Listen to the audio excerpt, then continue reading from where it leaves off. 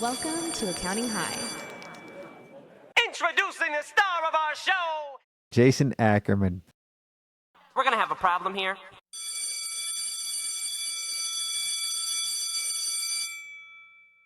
What did you say my rap name was the other day? J Rabbit. J Rabbit. J Rabbit in the house. Ackerman's here, homies. Ackerman, we're in the lunch. We're in the cafeteria.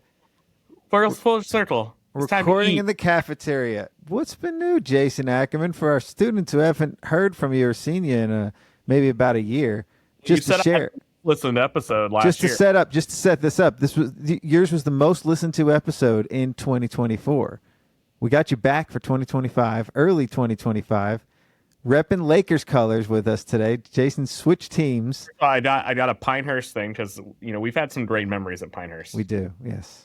And as we spoke on my last episode, I'm now a co-founder of a software company. Who would have thought that? In addition to my CPA firm. So, person like 3 weeks ago, you're looking great. Yeah. I miss my Scotty a little bit. You're going to take us down the rabbit hole today. Yeah, we're going to have so many rabbit jokes. I'm B Rabbit, you're J Rabbit. You know who B Rabbit is? No. That was Eminem in 8 Mile. That was his rap name in 8 Mile. So that's why I called you J Rabbit.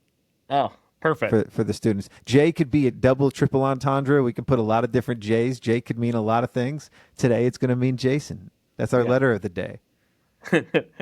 My son's in preschool and he learns a letter every week, and I think we're on O. Oh yeah, awesome. For Accounting High, this is J. Today's episode is brought to you by the letter J. Yeah. With Jason Rabbit, Jason Ackerman. Firm is still doing well for our students. Give us a firm update for the students. We've done a lot of things actually in the CPA firm. We've hired a person to lead our CAS team. We've offshored. We've hired 3 people in South America. Ooh. First time, all on the CAS team. We have a new COO. We've done a lot of stuff. We've had a lot of stuff happen in the last year.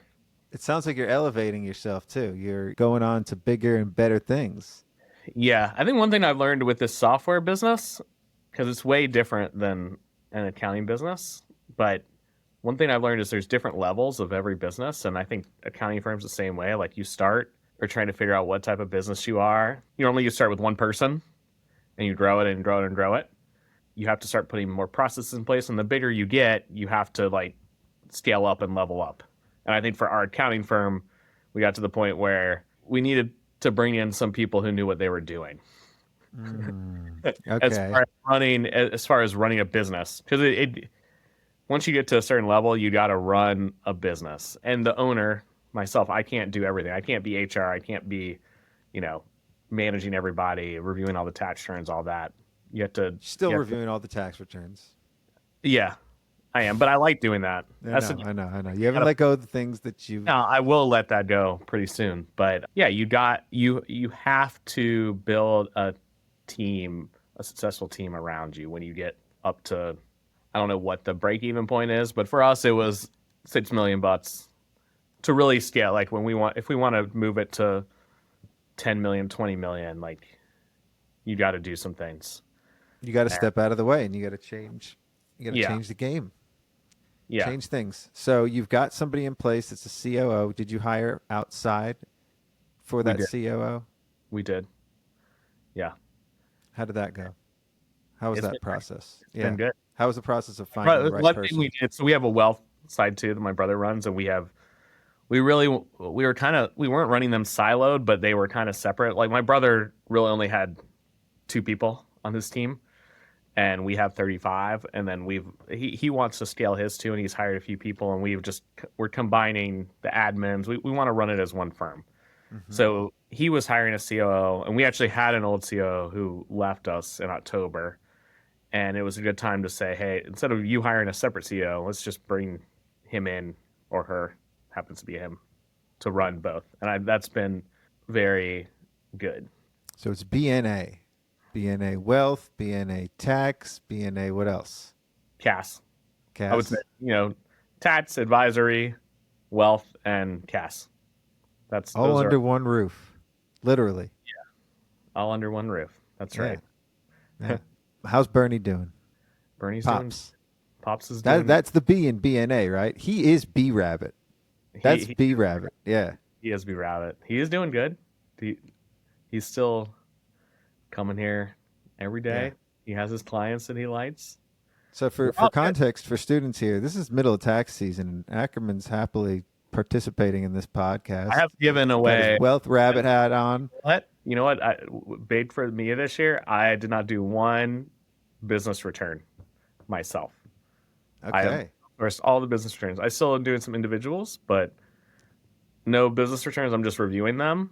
So I'm spending a lot of time on WealthRabbit. I'm spending a lot of time on higher level stuff with the firm, making sure that from the very beginning, it's all client first. Yeah. Create the good client experience. We talked about on episode 1. That was our conversation. That was your North Star. And that's client experience. still the North Star. And I still think that's the most important thing. And we don't want to lose that as we grow. And everything we do to grow is to enhance the client experience. What is it about the client experience that was broken that WealthRabbit is going to solve? What part of the client experience is WealthRabbit solving? That's a great segue. And what I really want to talk about today to our students is advisory, retirement planning advisory, because we have been doing this. This has been a big part of our practice for a long time. Big part. Big part. Give us the numbers. Correlation. You said $6 million practice, but what's the numbers for the wealth? Wealth makes 2.5, 3 million on its own. Yeah. With 4 people. So it's what that's a whole nother story. Sounds like you're following the money. Retirement planning is for CPAs. So Right, you have right. you have clients, and not just your clients, but anyone. At some point, they need a retirement plan set up. And what plan do they need? What's the right fit for them? What makes the most sense? There's a lot of factors involved with that. And most CPA firms that I talk to, they don't advise that at all. They're just like, hey, you need a retirement plan. Go talk to your advisor. We're missing a big opportunity to advise our clients on what they should do and make money off this. And we've been doing that for a while. We'll charge, especially a new client, it's obvious that they need a 401k or cash balance plan or whatever. We'll price that we'll be like, hey, we're going to charge you $2,500 up front to help you get this started, walk you through everything, because there's a lot of pieces involved and it is complex. But as accountants, we're set up to help do this. I think if somebody out there who's listening, who's I've got a lot of small business clients, which probably a lot of people here do, especially bookkeepers. This is a great add-on for Cass. Because Cass, you're in the books all the time. You're looking for a way to save people money on taxes and help retain employees. A retirement plan is a great solution for them. Whether it's a simple IRA or 401k, or they need a SEP, or they need even more than that, a cash balance plan. These are for your people. So as you said, you're no foreigner to this. You guys have been doing this. You have a whole part of the practice that's dedicated to that. So you were able to take clients on for the wealth management or to help them set up retirement plans already, right? But where there's a disconnect between the advisor who's managing the assets, the TPA, there's other people involved, and you basically tell them to do this, and then the advisor just sets them up on a 401k and they make all the money off it, and they normally don't set it up right. They're coming back to you to be like, hey, I need you to fill out this form because my advisor doesn't know how to fill it out. It's all coming back to the CPA, to the advisor. There needs to be a better way. I need to be able to set up the retirement plans on my own as a CPA, compliantly. Sure. Give them good options, and I want to be able to control it a little bit. You need a third law degree to be able to set up 401k plans, don't you? Isn't that you need an intermediary? It's a compliance nightmare. Well, we'll get to 401ks in a second, but for the retirement plans, what we're doing on WealthRabbit is what Gusto did for payroll. So before Gusto came out, to set your clients up on payroll, you had to put them on ADP or Paychex or whatever you used, and there was a big paperwork. You couldn't just go online and fill it out for them and set them up. That was, to me, what Gusto did amazingly well. I could do everything for the client myself, set them up myself. I didn't have to talk to anyone at Gusto to do it, sign a form. It was all done electronically. That's what we're trying to do in the retirement plan space. We're starting with simple IRAs and SEPs. We're going to move to I don't know if we're going to get to 401ks soon because there are other players in the 401k market, but there's so many simple IRAs out there and there's literally no good solution for it. Well, the reason I brought that up was because of the difference between a simple and a 401k.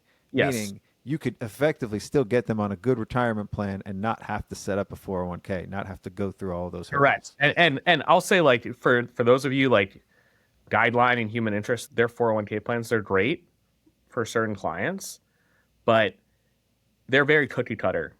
If you need a complex 401k plan, and I think we should go through like the main different retirement plans and when you would set a client up on what. So let's start there. So Sure. if you have a one-person shop, solo entrepreneur that's making money, they basically have two options that they should do. It's either a SEP or a solo 401k. A SEP IRA, self-employed person's IRA, they can basically do roughly 25% of their net income. So that's a good option. And that's a popular one among solopreneurs. I see that a lot. And if you already have a W-2 where you're making and you're deferring to a 401k, you can do a SEP at the same time. That's a great option. If you're like a single member S Corp, no employees, and you're making a lot of money, like a solo 401k is the way to go because you can defer a lot more into a 401k than you can into a SEP. And that's a great tax move for you. Relatively low cost. A SEP, a solo 401k, and a simple IRA, you don't have to file anything with the IRS every year. You set it up, you don't have to worry about it. Until a solo 401k, if you get over $250,000 in assets, you do, but that takes a while. You can roll it into an IRA at some point. So those are like the SEP and the solo for individual people. Once you have more than one employee, then you're either moving into a simple or a 401k. And a simple is a easy plan to set up, easy plan to administer, low cost. You basically have two options right now. You either do a 3% safe harbor, which means you match up to 3% if the employee does up to 3%. So if the employee does 1%, you do 1%. If they do 2%, you do 2%, 3%. If they do 5%, you do 3%. You're matching 3%. Or you do a flat 2% on everybody, whether they contribute or not. 401k safe harbor equivalent, it's a 4 or 3%. So it's going to cost you more money. You either do 4% if they contribute up to, you can do up to 5%, but it's basically 1% more for a 401k. And if you have a bunch of employees, 10, 20, 30 employees, you're not going to be doing the profit share in a 401k anyway. So simple is a great solution. So if you're setting someone up on Human Interest or Guideline, that's going to cost you more. But those options, they don't have simple as an option on theirs, right? They don't do simple plans. That's right. They don't. Wasn't there a band named Simple Plan? Was there a band named Simple Plan? I don't know. I believe there might have been. I think it was like a ska band or something. Punk. Simples were founded in like the mid-90s, so maybe it was all together. I think the reason why, like, there's more money in 401ks, so 401ks you can contribute more. Like in a simple, you can defer if you're under 50, it's $16,500. In a 401k, it's $23,500. So it's $7,000 more. So there's more money in there. Simple is you have to have 100 or less employees. So for almost all the people who are probably listening to us and our customers, that's for everybody. But once you get over 100, you have to have a 401k. You also have to have a 401k audit. They get more expensive when you get over 100 employees. And you're required to. By the time you have 100 employees, you are required to change the type of plan. It's no longer in a space where you can have it. But I think the main thing with Simples is they haven't been sexy. They haven't been marketed to. Like, most people probably listening to this don't really understand how Simples work. So, like, that's part of our easy. Job. It's too simple. Our right? part of our job is, hey, we got to educate the accounting community, the CPA community on what Simples are, because there's a lot of them out there. We don't know the exact numbers, but we've done research. It's around 2 million simple IRAs. So our firm, we used to have a simple IRA. When I started, it was a simple, and I converted it to, or I changed it, or I started a 401k. I didn't convert anything, I don't think. I just started a 401k when I bought the firm. More complex, but it was like ADP offered to do it all for us. So I was like, sure. I handed it off. Yeah. I really wish I kept it as a simple. This is my point of this part of the story is it's because so complex. They sold you on that. And don't get me wrong. There's a lot of reasons. We set up a ton of 401ks for our clients, and it's more of a tax reason. Like, hey, if you have 5 employees and you're making a lot of money, a 401k totally made sense. You can defer $70,000 into that for yourself. Maybe we put your wife on payroll, and then you have to give 10, 15,000 to your employees. Like that makes sense. Like we normally say if it's at least 80% to the owners, then it makes sense to do profit share and that type of stuff. Okay. So there's definitely room for 401k, and there's room for cash balance, which is kind of on top of a 401k. If you want to defer a couple $100,000 a year, if you're making $500,000, $600,000, $1 million net income, and we want to defer stuff for you, if it's a year of a sale and you're having an installment sale, that's a perfect potential for cash balance. Like advising, Still a lot of benefits. Yeah. a lot of Still benefits. a lot of advising that could be done. Yes, and every client's different, and you have to listen to the client what they want. If you hear somebody who has 10 employees and they're like, hey, I want to offer something, I want to give a benefit to my employees, I want a little tax deduction, simple is probably a way to go. But if it's like, hey, I'm making, $500,000 a year, I've got 4 employees, that's a 401k all day. So you really have to understand, and you have to learn that with the client. And the thing with the 401k is if you go with, they're much more complex. If you go with like a guideline or a human interest, you have to understand that they're setting you on like a basic for the most part, like they're not doing Cookie cutter. Yeah, a cookie cutter plan.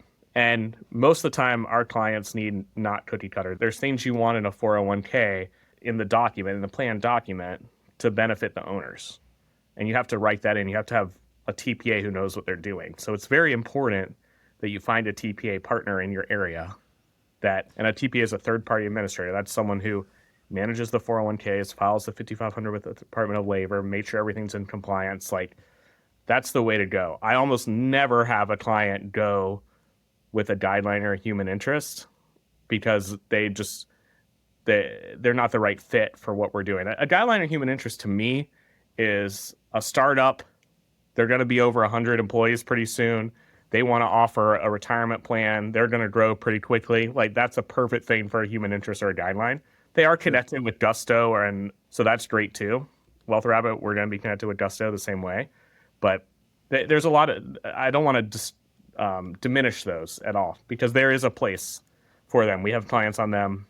They do a good job for what they do. And they were servicing something like, I'd rather have someone go on there than like go on an ADP 401k, for instance. Like, no offense to an ADP 401k, but you're going to get a better product and better investments in a guideline or a human interest. Absolutely. Probably easier to log into too. I still can't log into my own. So let me back up. So that's kind of like overview of advising. That's just like touching the surface. There's a lot of nuances and like stuff you have to learn. Because I just think this is something that accountants this should be our realm. We should be telling them what to do because we should be fiduciaries, we're trusted advisors. We should tell them which one's the best thing for them instead of their financial advisor potentially getting them into something they shouldn't be into. And I see that so many times. I'll see someone who's set up on a SEP and they have employees and like you have to do the same thing for the employees you're doing for yourself in a SEP. Like it doesn't make sense. So I'm going to do that. But let's go back to kind of what I was talking about with Gusto. As an accountant, I know I want to put my client on a simple. Like before, like I had no way to do that.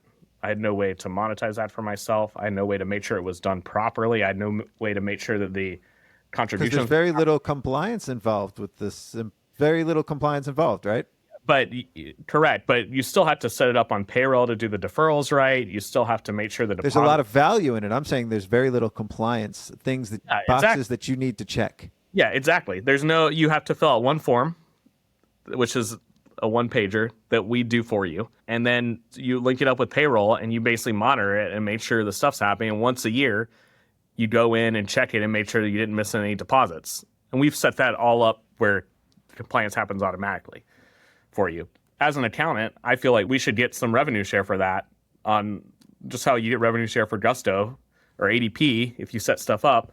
We should have that for simple IRAs. And Guideline and Human Interest, to be fair, do that for 401ks too. But we should have some of that if we're helping set up, we're helping tell our clients, hey, you should do a simple as an accountant. If we're going to set up everything, if we're going to do all the advising, we should be able to get a revenue share for what we're doing. There's no compliance involved in simple. So as most accountants are used to, what do we sell?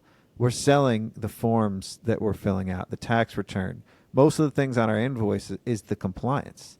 Now here's a way that we can add value to the clients, but we got to figure out how to charge for it, which Ron Baker's been talking about this forever. And a lot of our episodes have been geared toward that, figuring out the value that we can give to a client and then charging for it. So so you're saying we should be able to do a revenue share. Well, most accountants are, actually, we've talked about this, assets under management, right? That's what you guys do on the wealth side. So WealthRabbit, we made money two ways. We have a software, and then we invest the assets for the employees. Like, as accountants, we can't share under the asset under management unless you're, registered. But we can share under the software. So that's what we share with our accountants. Very similar to a Gusto revenue share. Like, you can get up to 20% of the software as a revenue share. How are you charging for the software? It's $29 a month plus $4 per employee per month. So you get that revenue share. But I would say to start, if I'm doing this for my customers, first, you need a fee to analyze what type of plan they need, what type of retirement plan they need. I think that should be between $1,500 and $2,500 to say, hey, let's figure out what plan you need. That's also to help set it up. So, hey, we've determined Setup fee. We determine you need a simple. We're going to help you set this up on WealthRabbit. And for you to set up on WealthRabbit, it takes you about 5 minutes to onboard the employer, and then you email employees and they onboard themselves.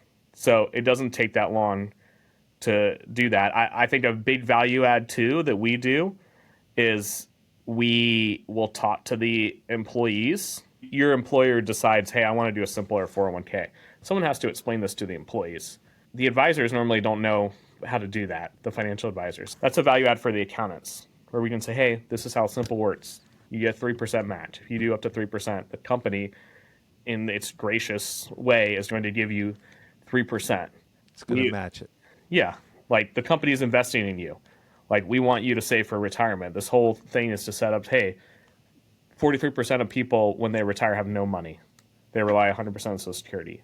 Like, that's not sustainable. That's the whole point of setting up a retirement plan, why the government wants you to do this.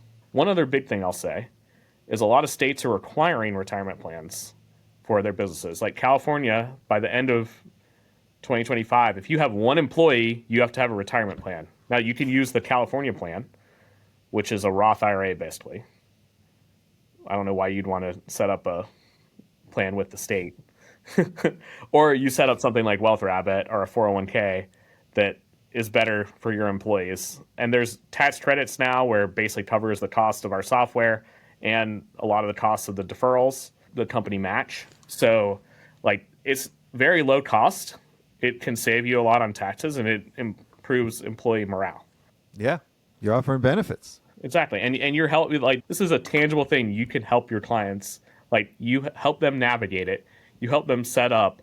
You can easily see a benefit from it very quickly, and then they're very sticky to you. Not that they weren't sticky with you anyway, but they're even stickier to you because, hey, you're managing a plan for them. We're charging $29 plus $4 per employee. You get up to 20% of that, but you can charge a fee on top of that for doing, the deferrals and making sure it stays in compliance every month, which is super easy. Like, the software will basically do it for you. But if something comes up, if you get a new employee on there, blah, blah, blah, you have to make sure everything's running right. You charge your customers for that. How have you started using WealthRabbit? Are you solving problems that BNA can utilize? Are you guys using it with your clients? The first clients I put on there were my clients. Just this whole thing set up was we would set them up on Fidelity, and it was hard to, if anyone has used Fidelity, it's just their website's a little old and hard to use. Mm-hmm. So the first thing we did was move our BNA simples that were already over there. Moved them on there. So I use the product myself all the time for our customers. Everyone loves it because the biggest difference is we have an app. The employees can see how their performance is at all times. We have bunny themes, so you pick a big thing too. They don't have a bunny theme, just like Gusto has a pig theme. Yeah, exactly. Kosher. Yours is kosher. One big thing about this too, from the employee side, it's like you set them up with a simpler 401k at one of these other places. They don't know what to invest in. There's 20 options. They don't know. They're not investment people. So what we've done is we've created basically a questionnaire that helps them pick one of our 5 portfolio models that we actively manage. We leverage a big firm to help us design these portfolios and make sure that they keep their models. So like if you're What firm? we can't say that. Why can't you? It's a legal thing. So then who's managing the money? I mean, we're managing it, but we had somebody design the portfolios and maintain the portfolios. It's the largest asset manager in the world, but we just, for legal reasons, can't say their name. But my brother is in charge of the investments too. He's a CFP, I'm a CFP. We're fiduciaries, so we have to make sure that our clients' best interest is in front of our own. Like, we've set up these portfolios, they're very low cost and they track different risk tolerances. So if you've got an employee who's very risk averse, we're going to put you more in bonds than stocks, but bond funds that are very low fee that will get good returns. So this is actually, you guys are managing the money in WealthRabbit. Correct, yes. Okay. The money that's going in there isn't like you can port it to your E-Trade account or something else or somewhere else. E-Trade would be, because E-Trade has simple plans too. Yes. And the biggest difference is your employee doesn't know what to, as an employer, you have a fiduciary duty to make sure that the employee has good investments and has options. Like, there's some liability if you let them just invest in whatever they want. It's not big liability, but they don't know what they're doing. Really? Okay, because that was the case when I had a simple, was anybody just invested whatever they wanted. Yeah, you started it. but they he don't basically know, said like, start it somewhere. But they don't know what to do. Like, so it's going to sit in cash, or they're going to put it in stuff they shouldn't be putting it in. Like, I bought a bunch of Apple stock with mine. that's not, well, and you're a little smarter than most people. Like, hey, you shouldn't have everything in one thing. So, but most small businesses and their employees do not know how to invest, and they need our help to help invest with them. Just like why you hire an accountant, why you hire a financial advisor. And we don't want to just put them in a mutual fund that is a 3%, charging you 3% underlying fees. Like, that's not what we're doing. Most of our things are in random ETFs that are charging 10, 15 basis points. We're trying to make this, the whole goal for the employee is they need money for retirement. We want to put them in good stuff that'll grow, so that when they're ready to retire, it's going to be worth more than what they put in. We want to be transparent on our fees and our pricing. Right on our dashboard, we show the portfolio performance, how it's doing, how it's not doing. We show our fees, what we're charging. Like, everything is transparent right up there for everyone to see. And how do the dashboards work if you're managing a bunch of clients? So this was big for me too. It's like, I don't want a different login for everything. I want one login where I can see all my clients. I can go back and forth. I can add my team members. I can take away my team members. I can control my team. On a firm's side, right? On the firm side, yep. So we've created an accountant dashboard where you can onboard your clients. You can assign your team members to it. We have different roles. Like, if you want a team member just to be able to view it, you want them just to be able to do contributions, you just want them just to be able to add employees. We've got 5 or 6 different levels of access that you can give your team. Like, we've designed it for the accountant in mind. It's also directly for the retail investor, but just kind of like how Zero's model of, like, small businesses do better with an advisor. Our model is, this is going to work better if we have an accountant who understands it.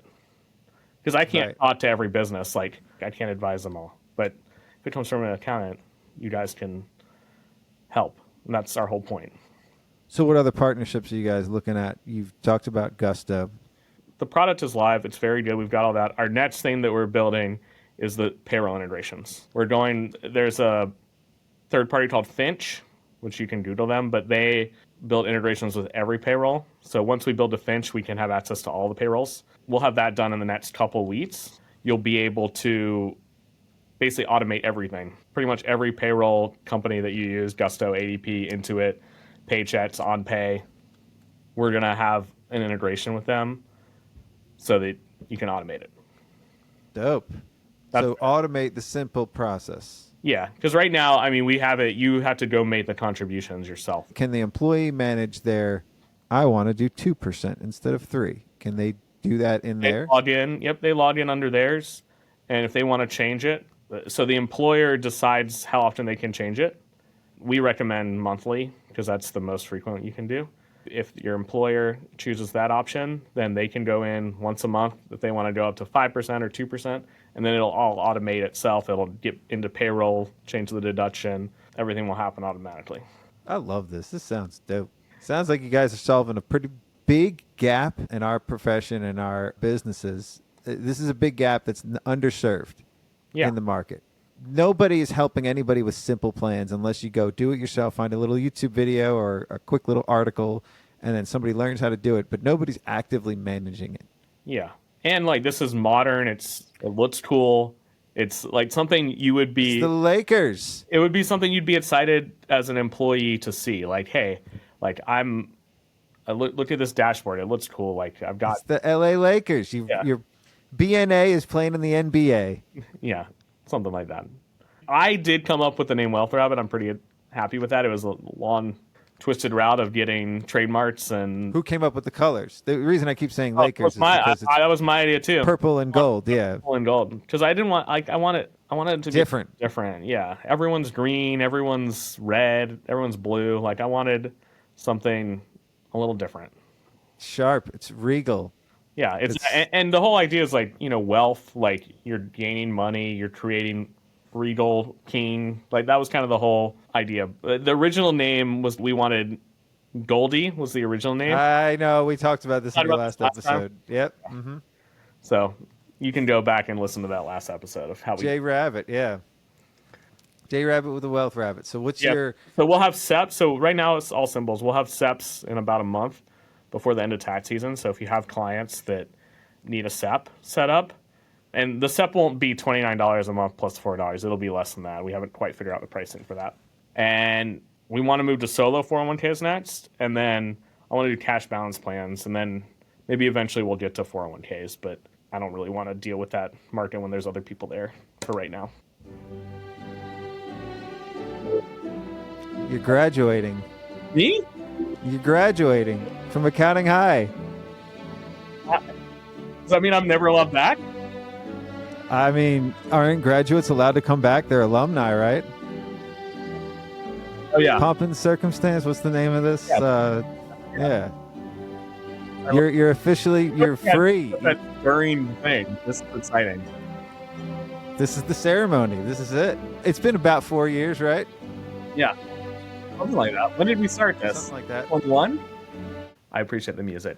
So yeah, and some kind of closing remarks on stuff I've learned starting this software business compared to accounting.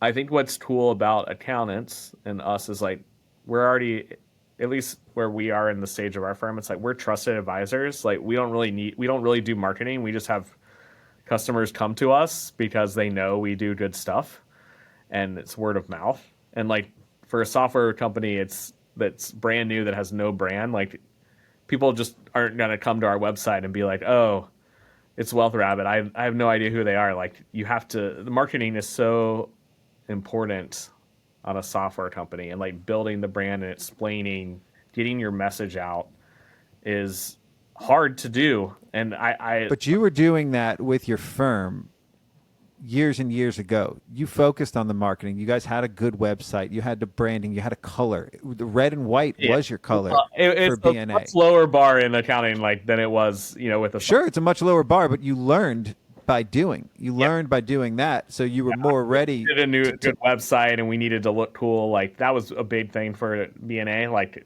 I was like, we have to get a nice website. So yeah, that's how I knew who you guys were. I saw your website before I met you, and I saw we were very early on in the CPA space as like a good website. I will say that. Making sure you keep that core focus of the underlying of the CPA firm and the software. It's like you have to have a good software. You have to have a good customer service. You have to have something that's I can go sell the software, but if they log in and it doesn't work and it sucks, like it's not going to work out. Same thing with an accounting firm. I can go sell tax returns and stuff, but when they get in here and we don't provide the service and we don't live up to the expectation, like it's not going to last long term. There's a lot of overlap in the two things. I do, and I think too with the software, it's like there's a lot of stuff, like you can't automate everything. You have to have good customer support. Like you have to have people. One thing I remember Zero saying when were you on XPAC with me? I don't know if we overlapped on XPAC, But I remember they've said this a lot. Whoever was the CEO was like, if someone reaches out to support, that means the software. There's something wrong with the software. And I never believed that because that's just saying like, I don't want to invest in support. If you have a complicated system, there's always going to be people who need help with it or something is happening. And like, you have to have good support. Same thing with accounting firms. I can't stand if you can't call somebody and get an answer or email or like they don't respond back. Like, I think that's one of the biggest things when new clients are like, yeah, my CPA never called me back, never got any response. Same thing with software. Like you try and call these places and they like don't have a phone number. It's like, what the making sure that the customer feels supported. And yeah, the software should be awesome where hopefully they don't need that, but sometimes they need that. Sometimes they need a little help. Sometimes somebody just needs to talk to somebody else, and then they start venting about their day too, and then they just needed to talk to somebody on the phone. Yeah, and like a retirement plan, it's a big thing. Like you're putting money with us. You have to be comfortable, and if you don't know how to set something up, we have to help you with that. The same thing with your accounting. So does that mean you invested in support? Do you have a support team? No, we have no support. I'm joking. No, but that's like what I tell like our people. It's like, hey, the customer comes first. Like they're the most important thing, and they teach us stuff. It might seem easy to me. I live in the simple IRA world now. I know everything that's going on, but they don't know that. They don't live in it. I have to sometimes take a step back and see it from their perspective and be like, oh yeah, that is like a little weird. We could word that better, or we could do this better. We want to make it easy for everybody. It makes you a little bit more empathetic. Yeah, and you have to be that way. It doesn't matter your scale. You have to be empathetic to your customers. That's how you build a loyal brand, and like Apple does so well. Mm-hmm. These brands that we love, they try and help you. They charge a lot. B&A does. Yeah, that's what B&A does, we right? charge a lot for it, and people will pay for it, and that's like the whole thing. People want service. AI can't take away service from us yet. Maybe one day. But no. They still want to talk to a human, and they still want to know a human's there somewhere. Yeah, they still want a relationship. They still want an experience. They want the relationship. They do, yeah. All right. Well, is this your graduation speech? Oh, God. Reach for the stars. Give us that piece of parting wisdom that you Well, like I will just say, anyone out there who is interested in learning more, you can reach directly out to me, jason@wealthrabbit.com. Happy to show you demos or do whatever, because I really want, it's really been good for my career to become very well versed in retirement planning, and I'd like other people to do that because I think that's just a big opportunity for everybody. And for my closing comment, anything you can do to help your clients, let's focus on that. Let's automate everything we can automate, but let's focus on advising. And this is a great first step. If you don't know what first step to take, and you're a CAS person and you do all this bookkeeping, analyze your clients, who has a retirement plan, who doesn't. And if they have a retirement plan, is it the right one? If they don't, which one should they be using? That's an easy conversation to have with somebody. To say, hey, you should set this up. It's going to save you on taxes. It's going to help you retain talent and attract talent. There you go. So Ackerman says you need to automate, analyze, and advise. Yeah. I thought today's letter was J, not A. A. It's my last name. Brought to you by the letter J and A. Right? Yeah, exactly. Class dismissed. Class dismissed.